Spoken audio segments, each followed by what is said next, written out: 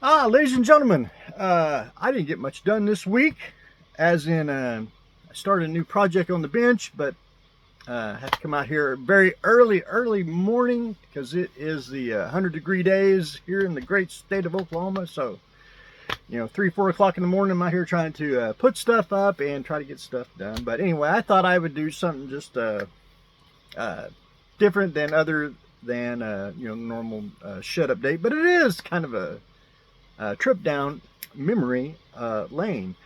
Uh, Star Trek 2, the Wrath of Khan, about 10 years ago, and I was trying to move stuff around. You may have seen this on the back here. I did the conversion kit for the 1537 Reliant. I did it where you had the roll bar, the broken pylon, and I went ahead and did the broken nacelle that's blown away. And I did quite a few of these. I really couldn't, well, I'm not saying I couldn't, but they were more defective. You might see a little not formed when I poured the resin, but anyway. I did a few of these to go with the kit, and just something that I thought was very fun to do. Something you just don't see, too often. You might see the conversion kit, but you never really see the broken nacelle. And it's pretty close to looking like in the show. A lot of screen caps to get the damage there that they used on the prop. But anyway, the Wrath of Khan broken Reliant nacelle. And one of the funnest kits I have ever built is, and I don't know who did it, but I know it's from Federation Models. But he did the SETI Alpha 5 eel, and I thought that is absolutely one of the coolest models that you can possibly done. And I somewhere I sculpted the little baby eels that go in the ear, and somewhere there are here in the shed. But anyway, that is one of the coolest, I think, model kits. It is different. You don't see it often, And this was took to a show, and a good friend of mine, he got Walter Coings and I think Jordan Scott. He got them to sign it because everyone else was like signing photographs, but there was the only eel there at the little Star Trek convention. But anyway, a very fun kit. I don't know who sculpted it either. That's one thing, but I mean, it's of course it's been rubbing from sitting on the little base here, but the detail on it is just fantastic.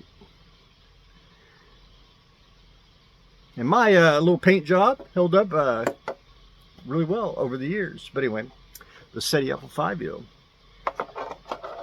So we'll jump into Star Trek 4. I thought I'd show this. I may have showed this a long time ago, and I don't know who made it. That's the Excelsior. Little resin kit. It's even got Kathy's phone number on there, which I don't know who that is, but anyway, we'll try to show that. But anyway, box is getting old, and this is old school. What we like. Old school resin. You might be able to see some little imperfections. You can see where the mold line, it's pretty accurate too. I mean, for the, looks like the old AMT one, but anyway, but it's pretty solid. It does come with a little stand and assembly instructions, telling you, you got to putty, sand, repeat, and all that good stuff. But anyway, I don't know who made this, but anyway, it's one of those vintage little resin kits that I do like to pick up from time to time. And I don't even remember when I got that. And last but not least, and everyone remember my Star Trek 4 truck. Again, I like starships.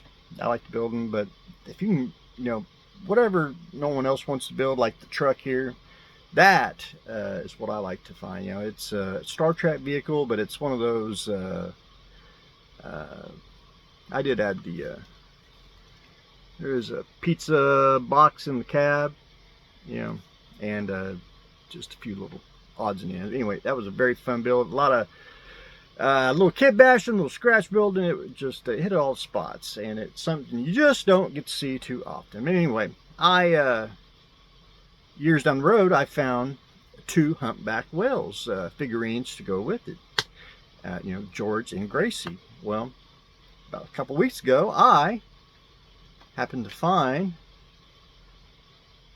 2 little baby whales. Now, I know they only had the one, but I can't decide which one I wanted. I wanted either that one, since he was pretty much more in scale with that one, but he was the same color as the other 2, so I put both of them. And I'll tell you one thing, I posted this on one of the Star Trek Facebook model groups, and first comment, you know, whales need to be bigger. I'm like, oh my God, why?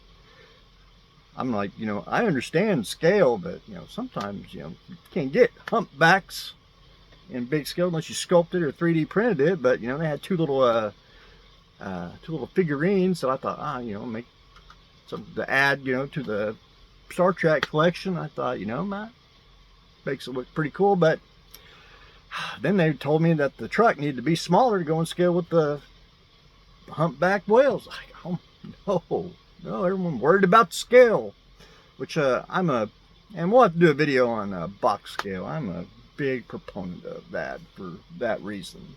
But anyway, ladies and gentlemen, I thought I would show that because it's been hot this week. I didn't have much time to do a whole lot, and I was trying to start my little starship on the workbench, and I thought I'd go out here and clean, and we thought we'd just go through memory lane. But anyway, ladies and gentlemen, that's what I got going on today. We're going through trying to put up stuff, clean up a little bit, and thought we'd go through some old builds. So that's what I got going on today. Stay tuned for next exciting episode.